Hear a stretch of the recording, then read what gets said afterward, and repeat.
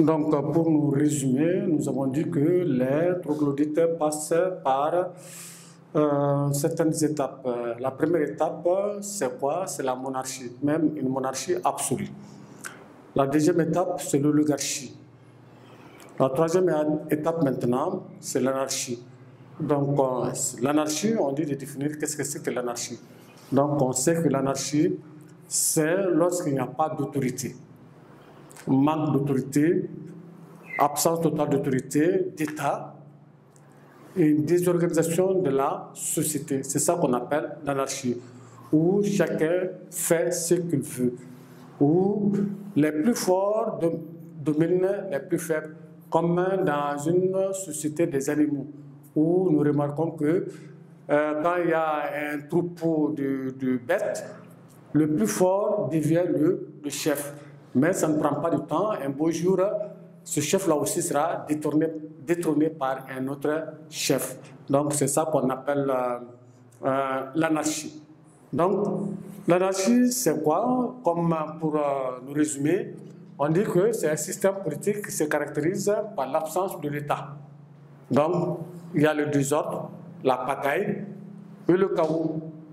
Donc, comme conséquence, nous allons voir dans le texte, bien sûr, on dit que les troglodytes vont pratiquement disparaître, presque tous disparaître. Bon, il y a 2 familles seulement qui vont survivre à cette catastrophe, à cette vie anarchique, à cette vie de jungle.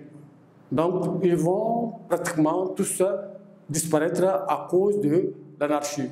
Donc, on dit que pourquoi ils ont disparu? À cause de l'anarchie, mais aussi de leur égoïsme. Donc, ils étaient égoïstes parce qu'ils n'aimaient pas. Chacun cherchait son propre intérêt, ne se souciait point des intérêts des autres, comme on le a fait ressortir dans le texte. Donc, chacun travaille pour soi-même. Que les autres meurent de faim, ce n'est pas son problème. Donc, c'est ça qu'on appelle le manque de solidarité dans une société. Quand il y a manque de solidarité, donc cette société doit s'attendre un beau jour à disparaître. Donc l'égoïsme, c'est la recherche de l'intérêt personnel.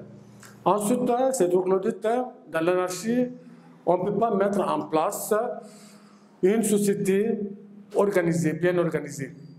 La société, l'organisation de la société, c'est quoi? Il y a toujours une autorité qui est là. Donc, on l'appelle gouvernant. Et il y a le reste, le peuple maintenant, qu'on appelle gouverné. Donc, il n'y avait pas ça dans cette société de troglodytes. Absence d'organisation sociale. Il n'y avait pas de pouvoir, absence de pouvoir dans la société des troglodytes.